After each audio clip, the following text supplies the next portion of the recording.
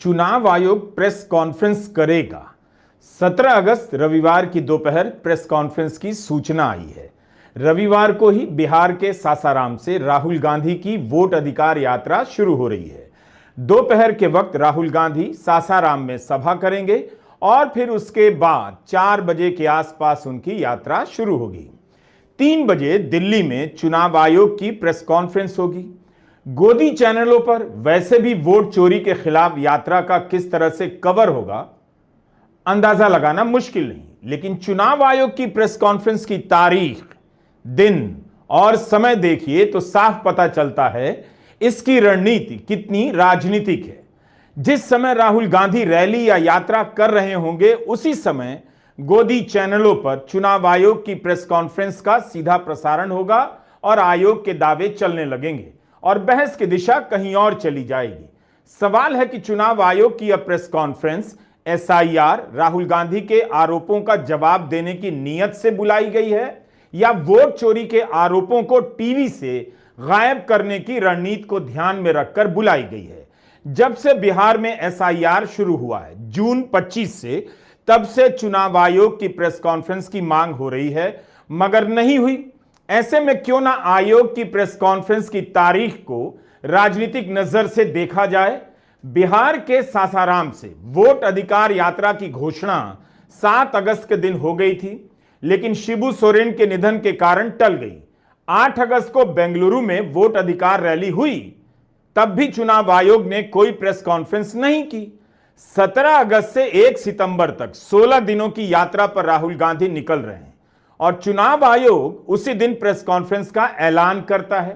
क्या यह नया संयोग है या कोई पुराना ही प्रयोग है? तो चुनाव आयोग का जवाब कितना आयोग के अनुसार होगा और कितना राजनीति के अनुसार, रविवार 17 अगस्त को आपको जानने का मौका मिलेगा। हम आपको बता दें, अगर ज्ञानेश कुमार मुख्य चुनाव आयुक्त प्रेस कॉन्फ्रेंस में आएंगे तो यह उनकी पहली प्रेस कॉन्फ्रेंस होगी। 19 फरवरी 2025 को मुख्य चुनाव आयुक्त बने थे। क्या मुख्य चुनाव आयुक्त ज्ञानेश कुमार प्रेस कॉन्फ्रेंस में आएंगे तो क्या वे इस प्रेस कॉन्फ्रेंस में वह आवेदन दिखाएंगे कि किस राजनीतिक दल ने उनसे लिखकर एसआईआर की मांग की थी? बिहार में चुनाव से पहले एसआईआर क्यों कर रहे हैं? चंद्रबाबू नायडू ने चुनाव आयोग को सुझाव दिया है कि जहां भी चुनाव हो वहां 6 महीना या 1 साल पहले एसआईआर ना हो। इस पर उनका क्या कहना है? क्या उन्होंने नायडू का सुझाव रिजेक्ट कर दिया है? मुझे पता नहीं यह सब सवाल पूछे जाएंगे या नहीं। सवाल तो यह भी पूछा जाना चाहिए कि बिहार में एसआईआर की घोषणा 24 जून को एक प्रेस नोट से क्यों की गई? इतने बड़े अभियान की घोषणा प्रेस नोट से की जाती है। 8 करोड़ वोटर से जुड़ा मामला है, प्रेस कॉन्फ्रेंस से क्यों नहीं इसकी घोषणा की गई? उम्मीद है मुख्य चुनाव आयुक्त प्रेस कॉन्फ्रेंस नहीं करने की भी वजहें बताएंगे। एसआईआर को लेकर कितनी रिपोर्ट आई, क्या उन सवालों के भी जवाब क्रमवार दिए जाएंगे या प्रेस कॉन्फ्रेंस में अपने हिसाब से दावे होंगे? चुनाव आयुक्त की नियुक्ति और उनकी नौकरी की शर्तों को लेकर संविधान में पर्याप्त सुरक्षा दी गई है कि उनके कार्यकाल के दौरान कोई बदलाव नहीं कर सकता। यह इसलिए है ताकि चुनाव आयुक्त बिना किसी दबाव के काम कर सकें। लेकिन 1.5 महीने तक क्यों चुप रहे? उन्हें किस बात का डर रहा या फिर विपक्ष की बात सही है कि आयोग के बर्ताव में अहंकार दिखाई देने लगा है? देखिए रवि जी, आज प्रेस कॉन्फ्रेंस की सूचना मिली है कि माननीय चुनाव आयोग कल प्रेस कॉन्फ्रेंस करेगा। मतलब इसे इंतजार क्यों करना था माननीय सर्वोच्च न्यायालय के बावजूद 2 बार के आग्रह के हठधर्मिता दिखाना, और तब जब स्पेसिफिक दिशा निर्देश बीते दिनों दिया गया है तब संभवतः इन्हें ख्याल है। इनफैक्ट अब मैं समझता हूँ एक तरह का जो बार बार हम लोगों ने देखा अहंकार हावी सा हो चुका है, और कोई भी संस्था, खास करके चुनाव आयोग जो लोकतंत्र के लिए एक प्रहरी की भूमिका निभाती है, उसकी कार्यशैली में अहंकार नहीं आना चाहिए, उसको सुनने आना चाहिए। अभी भी जब माननीय सर्वोच्च न्यायालय ने दिशा निर्देश दिए तो हमारी उम्मीद होगी कि विपक्ष के नेता अगर कोई आपसे आपत्ति दर्ज करते हैं, शिकायत आपके पास ले जाते हैं, तो उसका समाधान करिए। बातचीत करिए, मिसलीडिंग का तबका ना लगा दे।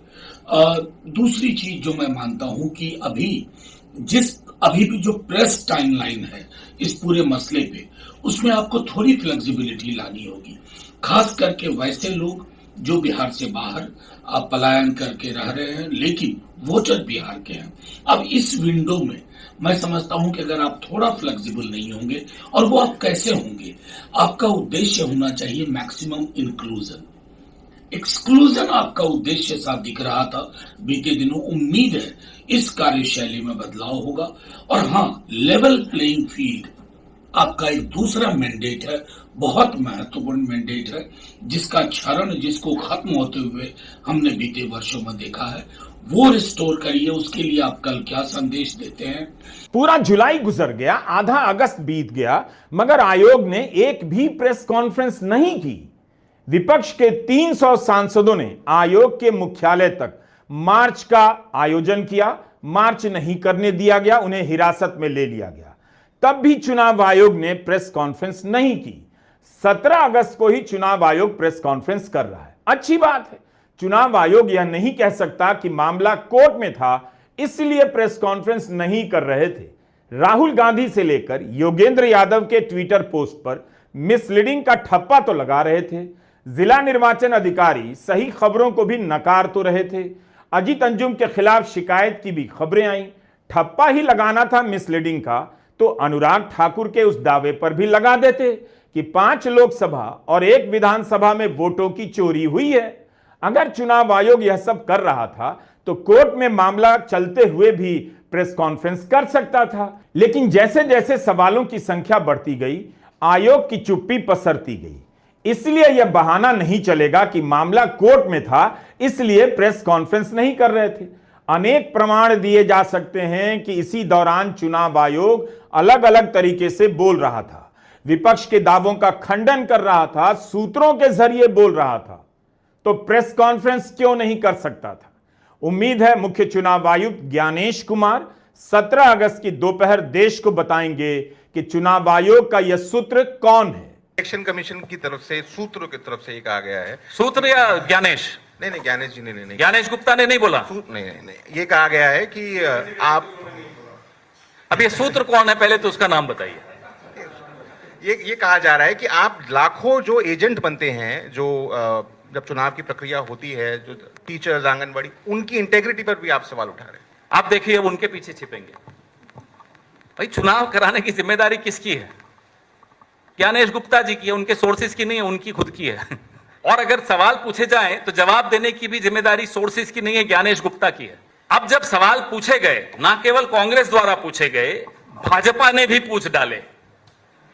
ज्ञानेश गुप्ता जी को इतनी हिम्मत नहीं हुई कि एक प्रेम पत्र अनुराग ठाकुर जी को भी भेज देते, हमें तो तुरंत भेज दिया था। लव लेटर तुरंत आया, राहुल जी की प्रेस कॉन्फ्रेंस चल रही थी, आप में से कोई सवाल पूछ रहा था, अचानक आपका सवाल भी बदल गया कि साहब लव लेटर आया है। तो ये लव लेटर क्या सिर्फ कांग्रेस के लिए है, बीजेपी के लिए नहीं है? मुख्य चुनाव आयुक्त के साथ दोनों चुनाव आयुक्त विवेक जोशी और सुखबीर सिंह संधू भी प्रेस कॉन्फ्रेंस में होंगे। उम्मीद है प्रेस कॉन्फ्रेंस में सवाल इस तरह से पूछे जाएंगे कि पता चले कि पत्रकारों ने मुख्य सवाल रखे हैं। गोदी मीडिया के इस दौर में आप यह भी देख सकेंगे कि चुनाव आयोग की प्रेस कॉन्फ्रेंस में क्या सवाल पूछे जाते हैं, क्या नहीं पूछे जाते हैं। चुनाव आयोग को संविधान ने इसीलिए तो स्वायत्त बनाया है।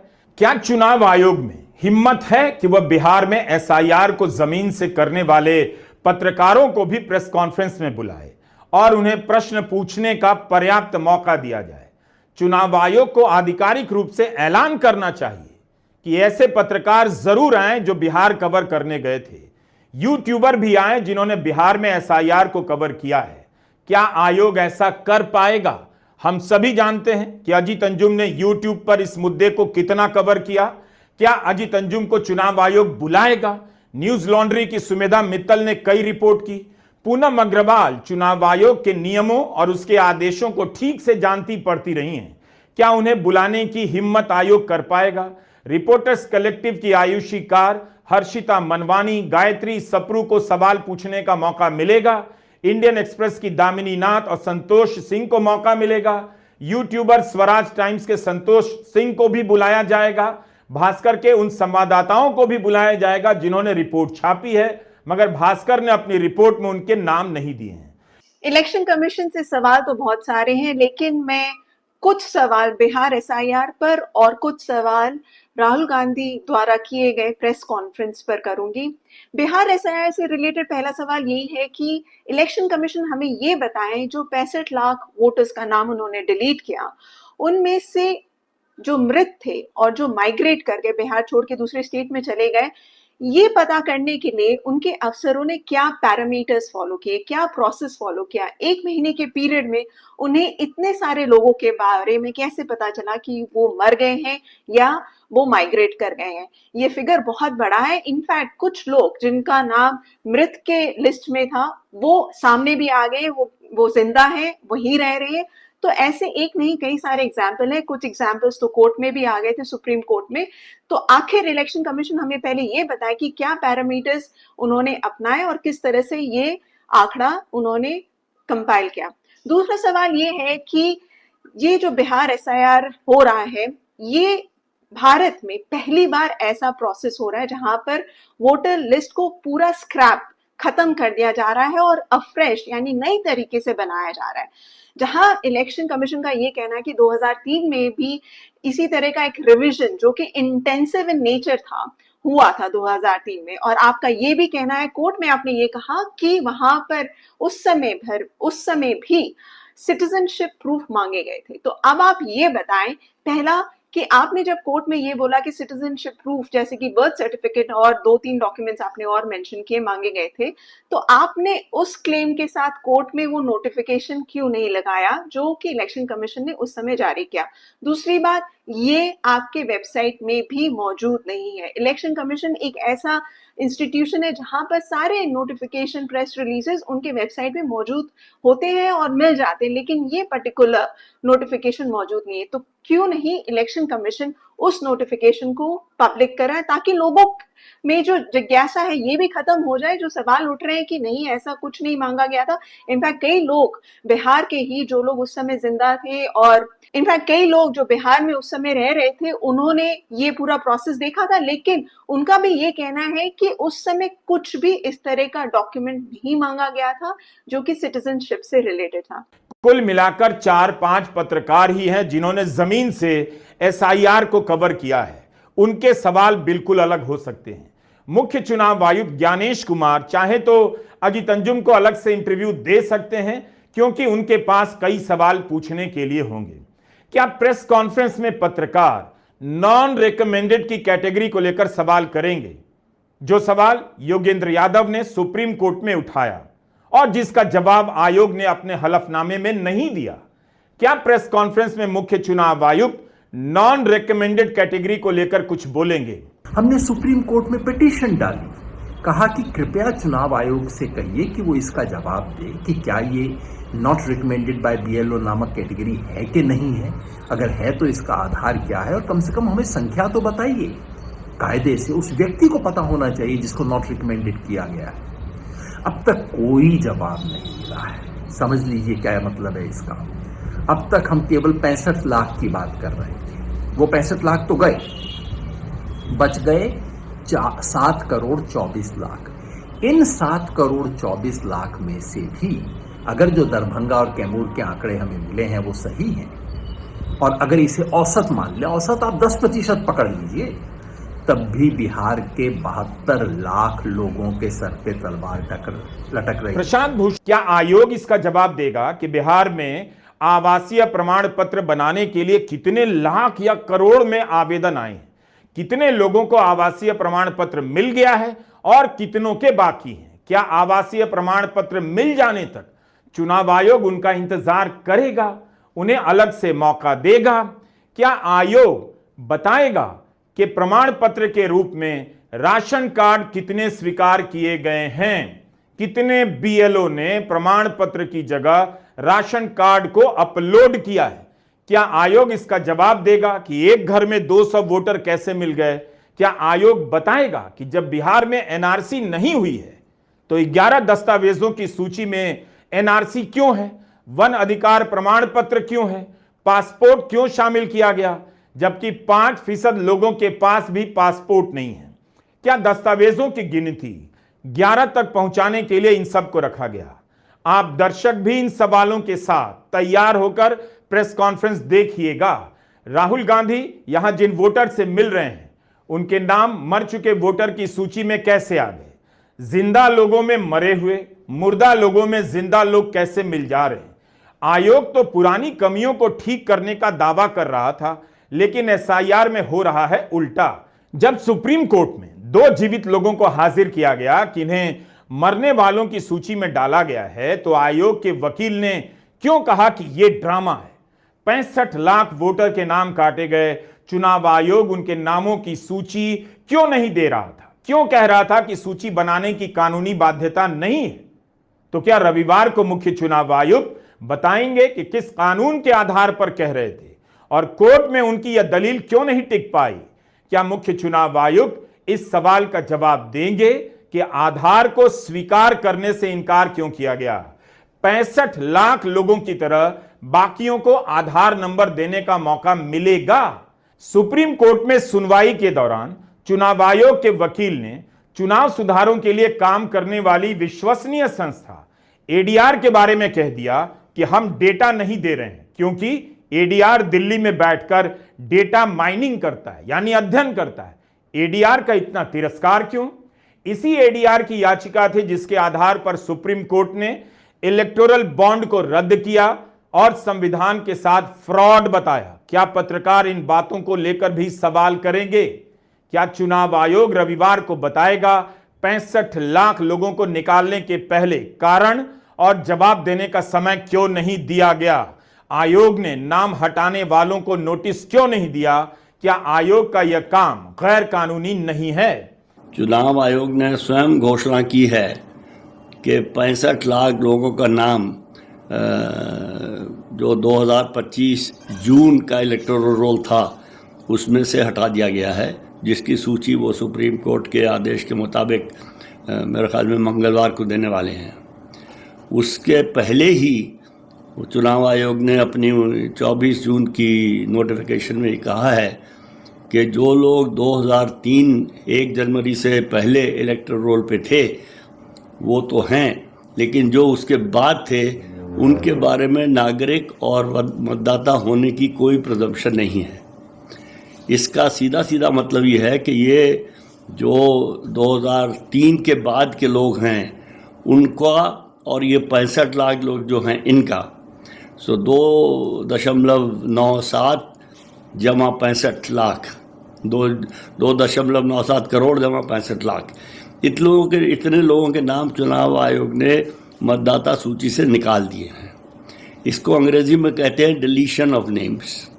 हालांकि इलेक्शन कमीशन ने अपने नोटिफिकेशन में ये एक्सप्रेशन डिलीशन का इस्तेमाल नहीं किया है, लेकिन वो बार बार कहते हैं नॉन इंक्लूजन। तो वकील अभिषेक मनु सिंघवी ने सुप्रीम कोर्ट में कहा था कि non inclusion is a very delightful word, it means deletion without saying it is deletion. तो डिलीशन ऑफ नेम्स का रजिस्ट्रेशन ऑफ इलेक्टर्स रूल्स 1960 के 21A रूल में बड़ा क्लियर प्रावधान है। उसमें जिसका नाम चुनाव आयोग मतदाता सूची से काटना चाहता है उसको उन्हें नोटिस देना चाहिए लिखित में, और उसको एक पर्सनल अपीयरेंस का मौका मिलना चाहिए। उसके बिना कानून के अंतर्गत आप किसी का नाम चुनाव मतदाता सूची से नहीं निकाल सकते। और चुनाव आयोग ये 2.97 करोड़ और 65 लाख लोगों के नाम निकाल चुका है। ये गैर कानूनी काम चुनाव आयोग ने ऑलरेडी कर रखा है आज से पहले। तो मैं चाहता हूं कि चुनाव आयोग हमें ये बताए कि उन्होंने ये गैर कानूनी काम कैसे किया, क्यों किया, किस अथॉरिटी पे किया। आयोग की प्रेस कॉन्फ्रेंस की तारीख राजनीति का इशारा करती है, फिर भी उम्मीद की जानी चाहिए कि सवालों के जवाब मिलेंगे। उम्मीद की जानी चाहिए कि चुनाव आयोग वोटर लिस्ट की इलेक्ट्रॉनिक कॉपी जारी करने की बात करेगा, बताएगा क्यों बिहार में एसआईआर के ड्राफ्ट की पीडीएफ फाइल को छेड़ा गया ताकि कोई सर्च ना कर सके। आयोग ने ऐसा क्यों किया, क्या छिपाना चाहता था? 7 अगस्त को राहुल गांधी ने प्रेस कॉन्फ्रेंस की। कर्नाटका के महादेवपुरा विधानसभा में 1 लाख से अधिक फर्जी वोटर का दावा किया। कहा कि चुनाव आयोग के दिए गए ही आंकड़ों के आधार पर, दस्तावेजों के आधार पर यह सब हासिल किया गया है। लेकिन 16 अगस्त तक चुनाव आयोग ने कोई प्रेस कॉन्फ्रेंस नहीं की। क्या आयोग की होने वाली प्रेस कॉन्फ्रेंस को भी राहुल गांधी की सफलता में गिन लिया जाना चाहिए कि जो चुनाव आयोग 1.5 महीने से चुप था, वह राहुल गांधी की वोट अधिकार यात्रा के ऐलान के साथ अब बोलने जा रहा है। इस वीडियो में राहुल गांधी के साथ साथ तेजस्वी यादव, माले के दीपांकर भट्टाचार्य भी हैं। इंडिया गठबंधन के नेता भी इस यात्रा में शामिल हो रहे हैं। 17 अगस्त को सासाराम में रैली होगी और उसके बाद यात्रा रोहतास, वजीरगंज, शेखपुरा, मुंगेर, कटिहार, पूर्णिया, सुपौल, दरभंगा, सीतामढ़ी, बेतिया, छपरा से होती हुई पटना पहुंचेगी यात्रा और 1 सितंबर को इंडिया गठबंधन की रैली के साथ समाप्त होगी। 16 दिनों तक चलेगी। 1300 किलोमीटर की यात्रा होगी। क्या वोट अधिकार यात्रा के कारण चुनाव आयोग बाध्य हुआ कि अब प्रेस कॉन्फ्रेंस करनी होगी, कुछ ना कुछ बोलना होगा, हेडलाइन को बदलने की कोशिश करनी होगी? प्रेस कॉन्फ्रेंस की तारीख इशारा कर रही है कि आयोग की तरफ से क्या कुछ कहा जा सकता है। कल हमने अपना 79th स्वतंत्रता दिवस मनाया और कल, आने वाले कल 17 तारीख को बिहार के सासाराम से हमारी वोट अधिकार यात्रा, एक ऐतिहासिक यात्रा शुरू होने जा रही है। आजाद भारत में आजादी से सांस लेना इसीलिए संभव है क्योंकि वोट देना संभव है। अगर हम वोट नहीं दे सके तो हम आजाद भारत में आजाद तरीके से सांस भी नहीं ले सकते। तेरे पढ़ाई का कितना भी टफ से टफ क्वेश्चन हो, बस फोटो खींचो, अपलोड करो और ये आंसर बता देता है। जैसे कि ये संघर्ष जो राहुल गांधी जी ने शुरू किया है, ये इसीलिए किया है कि आजाद भारत में एक एक भारतवासी आजादी से सांस ले सके। जिस ढंग से फर्जी तरीके से वोट जोड़ना, फर्जी तरीके से वोट काटना, भारतीय जनता पार्टी का ये रंगे हाथों पकड़े गए हैं, उनकी चोरी रंगे हाथों पकड़ी गई है। और खास तौर पे बिहार में अगर ये SIR नहीं शुरू किया जाता तो शायद इतना कुछ सामने भी नहीं आता जितना अब सामान्य नागरिक निकाल कर दे रहे हैं। यह स्थिति हो गई कि माननीय सर्वोच्च न्यायालय को भी हस्तक्षेप करना पड़ा और जो हमारी तमाम लोगों की, इंडिया अलायंस के लोग थे, एक्टिविस्ट थे, वोटर रिप्रेजेंटेटिव्स थे, सब की मांग माननी पड़ी चुनाव आयोग को। लेकिन माननीय सर्वोच्च न्यायालय के हस्तक्षेप के बाद षड्यंत्र सिर्फ वोट छीनने का नहीं था, षड्यंत्र था हमारे आपकी पहचान छीनने का। दलित, वंचित, शोषित, पीड़ित, अल्पसंख्यक, दिहाड़ी मजदूर, इन सब की पहचान छीनने का, आज आप उनका वोट देने का अधिकार छीनोगे, कल सरकारी योजनाओं में उनकी भागीदारी छीन लोगे, उनको अनाज नहीं मिलेगा, उनको घर नहीं मिलेगा, उनको योजनाओं का लाभ नहीं मिलेगा। ये षड्यंत्र बहुत लंबा चौड़ा षड्यंत्र था। पवन खेड़ा की प्रेस कॉन्फ्रेंस खत्म होती है, यात्रा के कार्यक्रम की घोषणा करते हैं और चुनाव आयोग की प्रेस कॉन्फ्रेंस की खबर आ जाती है। तेजस्वी यादव ने भी अपनी प्रेस कॉन्फ्रेंस में कई बार कहा, मुख्य चुनाव आयुक्त ज्ञानेश कुमार क्यों नहीं प्रेस कॉन्फ्रेंस के जरिए सवालों के जवाब दे रहे हैं। 13 अगस्त को तेजस्वी यादव ने एक प्रेस कॉन्फ्रेंस की। एनडीए पक्ष के विधायक और सांसदों के 2-2 एपिक नंबर को लेकर सवाल उठाए थे। आज तक इलेक्शन कमिश्नर जो है प्रेस कॉन्फ्रेंस नहीं किए, आज तक ऐसा कभी नहीं हुआ। भारत का चुनाव आयोग वोटों का रक्षक है। वोटर लिस्ट में इतनी गड़बड़ियों की शिकायतें आई हैं। हरियाणा, महाराष्ट्र, दिल्ली के चुनाव में भी, बिहार में SIR चल रहा है, उसे लेकर तो अनगिनत शिकायतें। क्या मुख्य चुनाव आयुक्त इन चुनावों से जुड़े सवालों का भी जवाब लेकर आ रहे हैं? यही बड़ी बात है कि प्रेस कॉन्फ्रेंस में मुख्य चुनाव आयुक्त ज्ञानेश कुमार आ रहे हैं।